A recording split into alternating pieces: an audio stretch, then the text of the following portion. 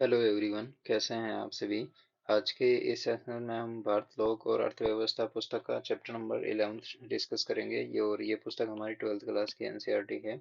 इसमें हम अंतर्राष्ट्रीय व्यापार के बारे में डिस्कस करेंगे, यानी जो इंटरनेशनल ट्रेड है। फॉर एग्जांपल जो इंडिया है, उसके इंडिया के पॉइंट ऑफ व्यू से इस चैप्टर को पूरे को डिस्कस करेंगे। और इसमें हम देखेंगे कि जो इंडिया का इंटरनेशनल ट्रेड है, अंतर्राष्ट्रीय व्यापार है, यानी इंडिया कौन कौन से देशों के साथ इंटरनेशनल व्यापार करता है, कौन से देशों के साथ एक्सपोर्ट करता है ज़्यादा और कौन से के साथ इंपोर्ट ज़्यादा करता है। और उसी प्रकार से जो इंटरनेशनल ट्रेड में कौन कौन से गुड्स एंड सर्विसेज है जिनका इंडिया ट्रेड करता है, उनके बारे में डिटेल से डिस्कस करेंगे। ठीक है, तो चलिए डिस्कशन स्टार्ट करते हैं।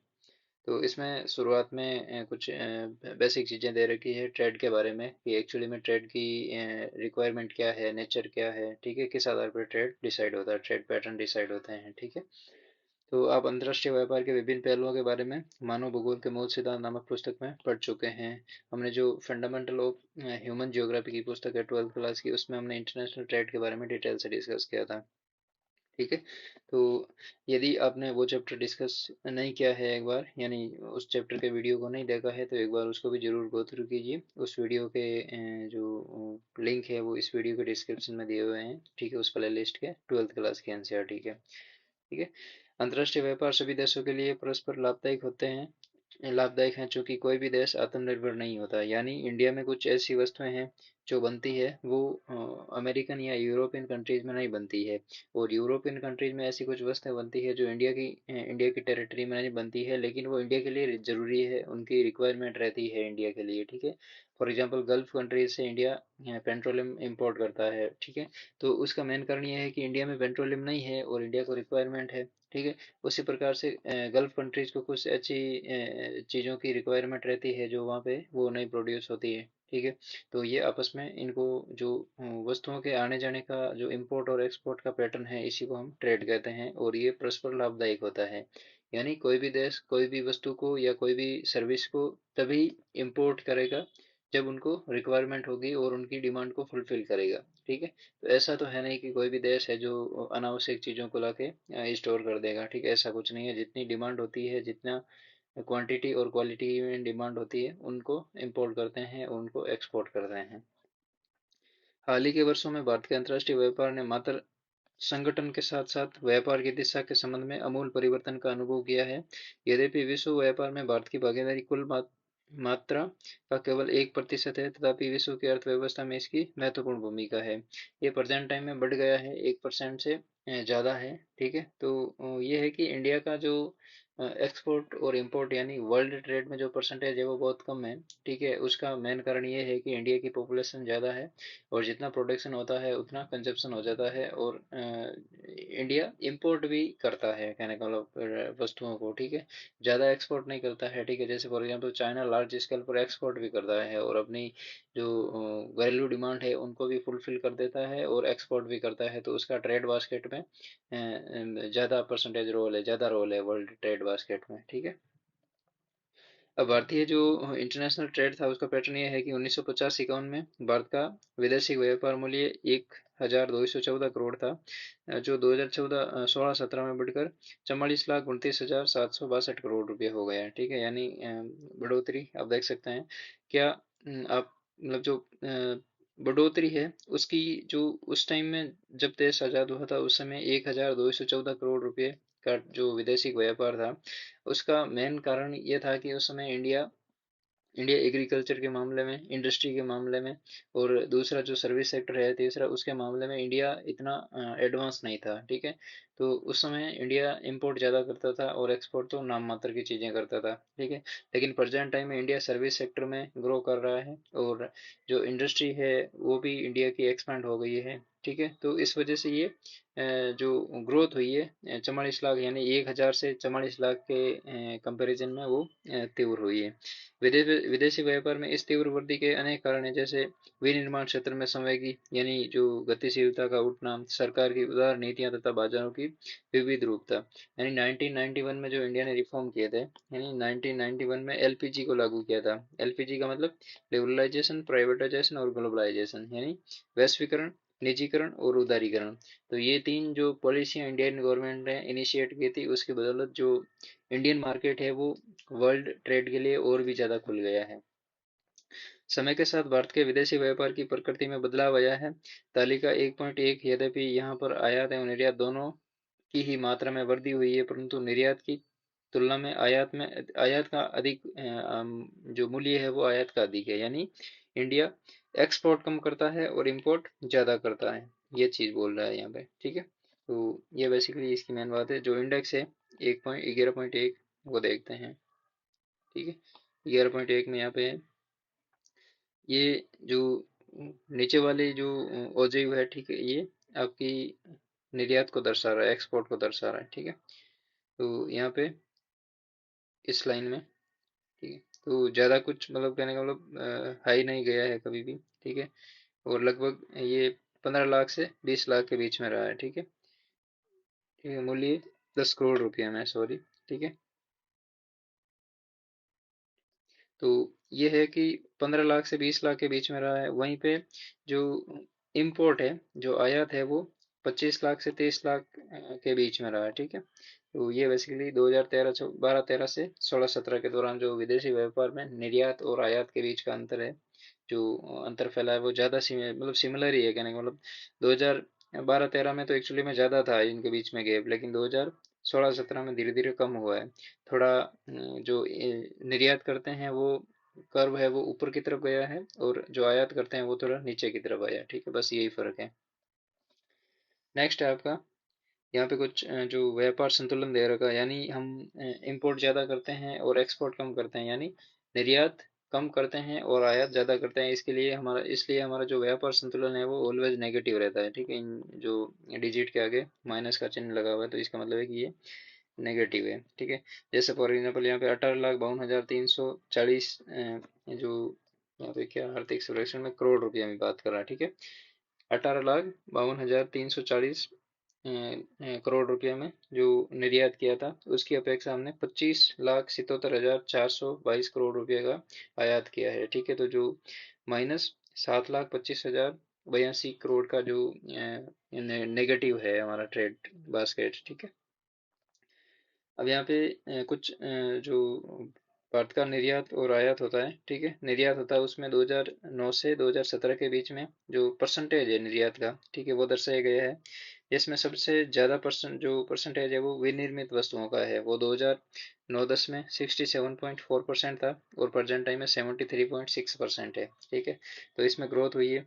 उसी प्रकार से सेकंड नंबर पर आपका शुरुआत में तो पेट्रोलियम एवं अपरिष्कृत उत्पाद था 2009-10 में, वो 16.2% था, वो धीरे धीरे घट रहा है अभी। ठीक है,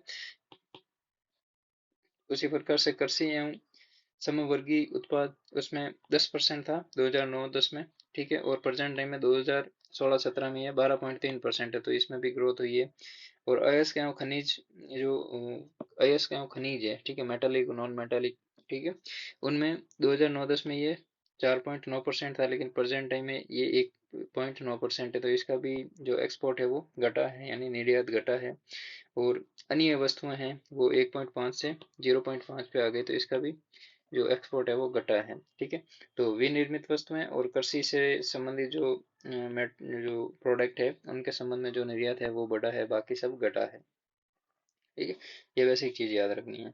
नेक्स्ट है भारत के अंतर्राष्ट्रीय व्यापार में वस्तुओं के संगठकों में समय के साथ में बदलाव आए हैं। इसमें कृषि तथा सममार्गी उत्पादकों का हिस्सा घटा है, जबकि पेट्रोलियम और अपरिशोधित उत्पादों एवं अन्य वस्तुओं में वृद्धि हुई है। ठीक है, अब यहाँ पे ये बात उल्टी क्यों लिखी है यहाँ पे, जबकि यहाँ पे इंडेक्स में बोल रहा है कि 10% से ये 12% हो गया, तो यहाँ पे वृद्धि होनी चाहिए। ठीक है, हिस्सा घटा है, और पेट्रोलियम और अन्य वृद्धि हुई है। ठीक है, तो ये निर्यात की बात कर रहे हैं हम। ठीक है, इंडिया, यानी इंडिया दूसरी कंट्रीज को कृषि और सममार्गी उत्पादों में जो क्वांटिटी थी उसमें ग्रोथ हुई है, यानी पहले 10 दे रहा था, अभी 12.3 हो गई है।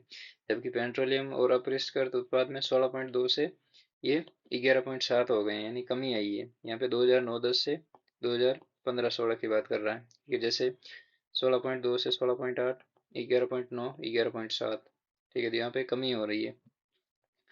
अयस्क खनिजों तथा निर्यात सामानों का हिस्सा वर्ष 2009-10 से 11 और 15 16 से 16 17 तक व्यापक तौर से लगातार स्थिर रहा है। ठीक है। अब यहाँ पे इसके बाद 4.9, 4, 1.6 और 1.9। ठीक है। तो यहाँ पे स्थिर सा रहा है, यह भी गलत बात है यहाँ पे। ठीक है। तो या तो इंडेक्स गलत है या ये पैराग्राफ गलत है। ठीक है, ये चीज़ क्लियर नहीं है, लेकिन इंडेक्स तो 2000, जो ये आर्थिक सर्वेक्षण है 2016-17 का, उसके अकॉर्डिंग है, तो ये चीज़ यहाँ पे पूरी गलती लिखी हुई है। ठीक है। परंपरागत उत्पाद के व्यापार, अब यहाँ पे ये चीज़ इंडेक्स को राइट सही क्यों मानेंगे, क्योंकि प्रेजेंट टाइम में जो विनिर्मित वस्तुएं हैं उनका जो प्रोडक्शन है वो इंडिया लार्ज स्केल पे करता है। ठीक है। तो यहाँ पे ग्रोथ होगी। उसी प्रकार से अयस्क और खनिज उत्पादन में जितना इंडिया प्रोड्यूस करता है उतना कंज्यूम कर लेता है। ठीक है, लेकिन एक्सपोर्ट करता है नॉर्मल थोड़ा बहुत करता है।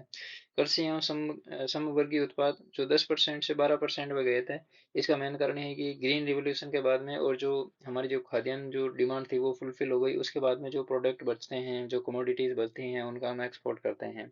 वहीं पे पेट्रोलियम व अपरिष्कृत उत्पाद, यानी जो पेट्रोलियम रिफाइनरी में क्रूड ऑयल को डालने के बाद में जो पेट्रोल डीजल और केरोसिन बचने के बाद में जो सह उत्पाद बचते हैं, हमने पढ़ा था जो फाइव जो कौन कौन से पॉलीएथीन वगैरह इस टाइप के जो हम सह उत्पाद पढ़े थे प्रीवियस सेशन में। ठीक है। तो उन प्रोडक्ट्स की जो डिमांड है वो घरेलू मार्केट में फुलफिल हो जाती है, और जो बचता है उसका हम एक्सपोर्ट करते हैं। ठीक है। तो इस वजह से ये इंडेक्स करेक्ट है, और जो पैराग्राफ लिखा है वो रॉन्ग है। ठीक है।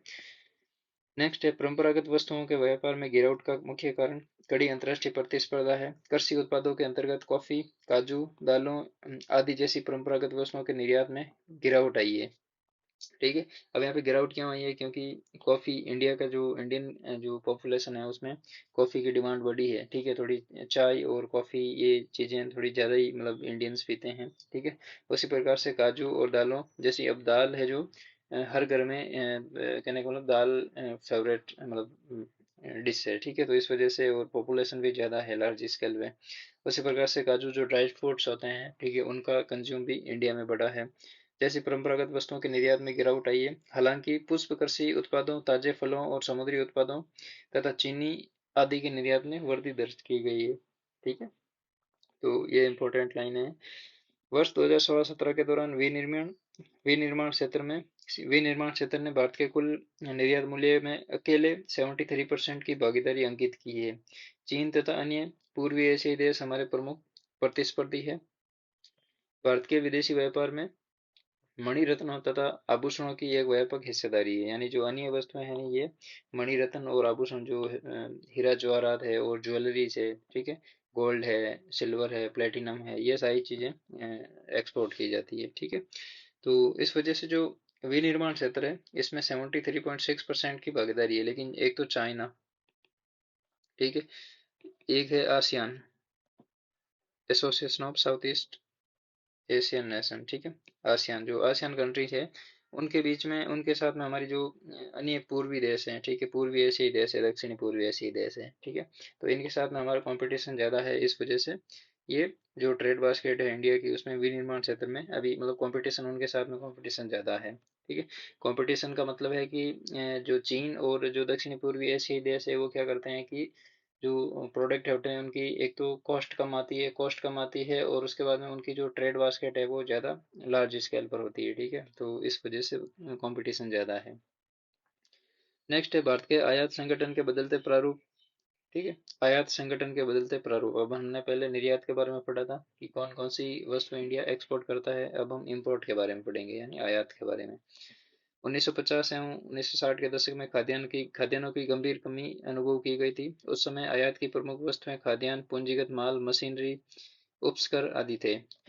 उस समय भुगतान संतुलन बिल्कुल विपरीत था, चूंकि आयात प्रतिस्पर्धा के सभी प्रयासों के बावजूद भारत निर्यातों से अधिक थे। ठीक है, आयात निर्यातों से अधिक थे। 1970 के दशक के बाद में हरित क्रांति में सफलता मिलने पर खाद्यान्नों का आयात रोक लिया गया। ठीक है। अब शुरुआत में क्या हुआ था, जिस समय देश आज़ाद हुआ था, 1947 में आज़ाद हुआ था, उस समय इंडिया के पास में कौन कौन सी चीज़ों की कमी थी। एक तो खाद्यान्न की कमी थी, ठीक है, और दूसरी पूंजीगत वस्तुएं। ठीक है, पूंजीगत वस्तुओं का मतलब है जो पूंजीगत माल और मशीनरी। ठीक है। ठीक है। तो कैपिटल गुड्स और जो मशीनरीज थी, हैवी मशीनरी चीज जो लार्ज स्केल पर प्रोडक्शन करती थी, और जो इनपुट और आउटपुट का जो रेशियो है उसमें प्रॉफिट ज़्यादा देती थी, ऐसी चीज़ों में इंडिया उस समय पिछड़ा हुआ था। ठीक है, तो उस समय इंडिया इंपोर्ट इन चीज़ों का करता था और इनका जो वैल्यू था वो हाई था, इस वजह से जो आयात है वो निर्यात की अपेक्षा ज़्यादा था। लेकिन फिर ग्रीन ग्रीन रेवोल्यूशन हुआ, हरित क्रांति हुई, उसमें हमने एग्रीकल्चर में सफिशिएंसी ले आई। ठीक है, कहने को मतलब खाद्यान्न पदार्थों का हमने जो आया था वो कम कर दिया, यानी जो हम PL 480, ठीक है, ये स्कीम के अंडर अमेरिका से हम खाद्यान्न का आयात करते थे, वो कम हो गया। ठीक है, लगभग ना के बराबर हो गया। लेकिन 1973 में आए ऊर्जा संकट से पेट्रोलियम पदार्थों के मूल्य में उछाल आया, फलतः आयात बजट भी बढ़ गया। ठीक है, यानी जो हम 1973 के आसपास जो गल्फ वॉर हुआ था उसकी वजह से जो पेट्रोलियम पदार्थ है उनके मूल्य में उछाल आया, यानी जो गल्फ कंट्रीज ने जो पेट्रोलियम और गैस को एक्सपोर्ट करना बंद कर दिया था, तो वर्ल्ड मार्केट में जो वर्ल्ड का पहला एनर्जी क्राइसिस आया था, यानी जो संकट आया था, ऊर्जा से संबंधित संकट आया था, तो उसमें भारत को भी अपने चपेट में ले लिया था। ठीक है, खाद्यान्न की आयात की जगह उर्वरकों एवं पेट्रोलियम ने ले ली। मशीन एवं उपकरण, विशेष स्टील, खाद्य तेल, रसायन मुख्य रूप से आयात व्यापार की रचना करते हैं। ठीक है, तो बेसिकली ये चीजें थी, इनमें इंडिया ने ज्यादा इंपोर्ट करना पड़ा। तो तालिका 11.4 में आयात के बदले प्रारूप के परिरक्षण और उससे हुए परिवर्तन को समझाने का प्रयास किया है। ठीक है, तालिका 11.4, एक मिनट, हाँ ये रही 11.4 है।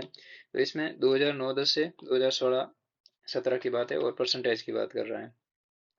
तो जो मैक्सिमम परसेंटेज है वो यहाँ पे है ईंधन, कोयला, POL। ठीक है, तो यहाँ पे 33 से 26 आ गया, ये नेगेटिव हो गया है। उसके बाद में नेक्स्ट है हमारा जो पूंजीगत वस्तुएं हैं वो 15 से 13.6 आ गई। ठीक है, ये भी नेगेटिव है।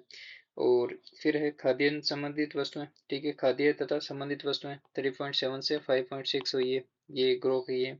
उर्वरक इंडस्ट्री है वो 2.3 से 1.3 आ गई, नेगेटिव हो गई। पेपर बोर्ड, विनिमय और न्यूज़ प्रिंट, ठीक है, जो हम डेली की न्यूज़ पढ़ते हैं और करेंसी नोट होते हैं, उसमें बढ़ोतरी हुई है, 0.6, 0.8, 0.9। ठीक है, तो इसमें ग्रोथ हुई है। और जो अन्य वस्तुएं हैं 42.6 से 37.0 पे आ गया। ठीक है, तो ये भी ग्रोथ हुई है। तो एक तो खाद्यान्न तथा संबंधित वस्तुओं में ग्रोथ हुई है, और दूसरा उर्वरक एवं नहीं सॉरी, उर्वरक नहीं, पेपर बोर्ड विनिर्मित और न्यूज प्रिंट है, इनमें ग्रोथ हुई है। ठीक है, अब हम एक तरफ देखते हैं कि ग्रीन रिवोल्यूशन के बाद में जो खाद्यान्न पदार्थ है वो इंडिया में मतलब इंडिया आयात कम करने लगा। ठीक है, आयात तो कम करने लगा है, लेकिन दूसरे जो प्रोडक्ट्स थे जैसे उर्वरक है, पूंजीगत वस्तुएं हैं, ईंधन है, कोयला है, इनके सापेक्ष कम आयात कर रहा है। ठीक है, तो इस वजह से इनका परसेंटेज धीरे धीरे ग्रो तो हुआ है, लेकिन दूसरे जो प्रोडक्ट है जैसे ईंधन का है तो 33.2% से ये 26 पे आ गया। ठीक है, तो जिन कमोडिटीज की, सर्विसेज की क्वांटिटी ज़्यादा होती है उसमें यदि इंपोर्ट या एक्सपोर्ट कम करें या ज़्यादा सॉरी ज़्यादा करें ना, तो भी उसमें कहने का मतलब जो लेवल है उनका परसेंटेज है वो धीरे धीरे कम होता है। जैसे फूड है, खाद्यान्न संबंधित वस्तुएं हैं, ये क्या करती है, जैसे हम लार्ज स्केल पर पहले क्वांटिटी को इंपोर्ट करते थे, लेकिन प्रेजेंट टाइम में हम उतना क्वांटिटी में इंपोर्ट तो नहीं करते हैं लेकिन करते हैं। ठीक है, तो उस वजह से ये जो ग्राफ है वो धीरे धीरे जैसे 3.7 से 5.6 हो गया। ठीक है, तो अब इंडिया की ट्रेड बास्केट है उसके पॉइंट ऑफ व्यू से इसका जो ग्रोथ बढ़ा है, बाकी डिमांड के पॉइंट ऑफ व्यू से ग्रोथ जो है वो उसकी घटी है खाद्यान्न वस्तुओं की। ठीक है, उसके बाद में नेक्स्ट है तालिका 11.4, ये दर्शाती है कि पेट्रोलियम तथा इसके उत्पादों के आयात में तीव्र वृद्धि हुई है। ठीक है, अब पेट्रोलियम के आयात और उत्पादों में तीव्र वृद्धि हुई है। ठीक है, जैसे यहाँ पे ईंधन है तो 3.32 से 2.7 हो गया। ठीक है, उसी प्रकार से इसे न केवल ईंधन के प्रारूप में प्रयुक्त किया गया, बल्कि इसका प्रयोग उद्योगों के कच्चे माल के रूप में भी होता है। इसके इससे बढ़ते हुए औद्योगिकरण एवं बेहतर जीवन स्तर का संकेत मिलता है। अंतर्राष्ट्रीय बाजारों में भी इसकी कदाचित मूल्यवान मूल्य वृद्धि भी एक कारण रही है। ठीक है, अब यहाँ पे ये दोबारा ग्रोथ की बात कर रहा है, जबकि यहाँ पे डिक्लाइन हुआ है। ठीक है, ईंधन 33 पॉइंट मतलब 33.2 से 26.7 पे आ गया है। ठीक है, ट्रेड बास्केट का जो पार्ट है वो निर्यात विमुखी उद्योगों एवं घरेलू क्षेत्रों की बढ़ती हुई मांग के कारण पूंजीगत वस्तुओं के आयात में एक स्थिर वृद्धि होती रही है। गैर वैद्युतिक मशीनरी, परिवहन उपकरण, धातुओं के विनिर्मितियों तथा मशीनी औजारों आदि पूंजीगत वस्तुओं की मुख्य मंदें होती है। खाद्य तेलों के आयात में आई गिरावट के साथ खाद्य एवं समवर्गी उत्पादों में के आयात में कमी आई है। भारत के आयात में अन्य प्रमुख वस्तुओं में मोती एवं उपरत्नों, स्वर्ण, चांदी, धातु मूल्य, अयस्क एवं धातु चीजन, अलोह धातुएं तथा इलेक्ट्रॉनिक वस्तुएं आदि आते हैं। ठीक है, वर्ष 2016-17 के भारत की कुछ प्रमुख जो वस्तुओं के आयात के वितरण है, तालिका 11.5 में दे रखा है। ठीक है, अब यहाँ पे एक बार इसको देखते हैं, कुछ उपयोगी प्रमुख उपयोगी वस्तुओं का निर्यात। तो यहाँ पे जो एग्रीकल्चर है, नहीं, सबसे ज्यादा है विनिर्माण सामान, उसके बाद में है एग्रीकल्चर। ठीक है, और उसके बाद में खनिज ईंधन और लुब्रिकेंट, और उसके बाद में फोर्थ नंबर पे है अयस्क। ठीक है, तो इस इंडेक्स को याद रखना है कि 2016-17 के अनुसार जो पैटर्न था वो सबसे ज्यादा विनिर्माण सामान का था, उसके बाद में कृषि का, तीसरे नंबर पर खनिज और ईंधन लुब्रिकेंट्स का, और चौथे नंबर पे अयस्क एवं खनिज का था। ठीक है, ये रुपये दे रखे हैं करोड़ों में। ठीक है, जैसे 2,28,000, 1 करोड़। ठीक है, कृषिगत एवं समवर्गीय उत्पाद। ठीक है, तो इस टाइप से थे। ठीक है। ठीक है, तो तालिका 11.5 है, एक बार इसको देखते हैं। कुछ प्रमुख वस्तुओं का आयात। ठीक है, तो इसमें सबसे ज्यादा है वो पेट्रोलियम उत्पाद का आयात हुआ है। ठीक है, 5,82,762 करोड़ रुपए का। उसके बाद में नेक्स्ट है हमारा जो अलोह धातुएं हैं। ठीक है, उनका हमने इंपोर्ट किया है 2,62,961 का। तीसरे नंबर पर हमारी मोती, बहुमूल्य एवं अल्प मूल्यन जो रत्न है, उनका हमने 1,59,464 करोड़ का व्यापार किया है। उसी प्रकार से रसायन उत्पाद है, उनका 1,47,350 करोड़ रुपए का इंपोर्ट किया है हमने। ठीक है, तो उसी प्रकार से नेक्स्ट चिकित्सा से संबंधित है, लुगदी और अपशिष्ट पेपर है, कागज से संबंधित है, खाद्य तेल है, उर्वरक एवं उर्वरक विनिर्मित जो विनिर्मितियां हैं उनके बारे में हमने ट्रेड किया है। ठीक है, तो सबसे ज्यादा ट्रेड है वो हमने पेट्रोलियम का किया, उसके बाद में हमने अलोह धातुओं का किया, तीसरे नंबर पर आपका जो मोती और बहुमूल्य अल्प मूल्य रत्न है उनका क्या, और चौथे नंबर पर रसायन उर्वरकों का क्या। ठीक है, तो ये तीन चार बातें याद रखनी इंपॉर्टेंट है। नेक्स्ट है व्यापार की दिशा। अब यहाँ पे कुछ बातें बोल रखी है कि आरोही क्रम मतलब अवरोही क्रम में सभी वस्तुओं के क्रम ढंग से व्यवस्थित करें। ठीक है, ये बातें इंपॉर्टेंट नहीं है, बस इस इंडेक्स में याद रखना है कि तीन चार जो कमोडिटीज है वो टॉप पे है। पहला नंबर पे पेट्रोलियम है, दूसरे नंबर पर अलोह धातु है, तीसरे नंबर पे मोती, बहुमूल्य और अल्प मूल्य रत्न है, और फोर्थ नंबर पे रसायन उत्पाद है। ठीक है, तो ये याद रखना। उसी प्रकार से व्यापार की दिशा। व्यापार की दिशा का मतलब है कि इंडिया कौन कौन सी डायरेक्शन में इंपोर्ट और एक्सपोर्ट करता है। ठीक है, तो ये चीजें, भारत के व्यापारिक संबंध विश्व के अधिकांश देशों एवं प्रमुख व्यापारिक गुटों के साथ में वर्ष 2016-17 के दौरान क्षेत्र अनुसार और उप क्षेत्र अनुसार व्यापार व्यापार तालिका 11.6 में दिया गया है। ठीक है, तो ये तालिका है 11.6।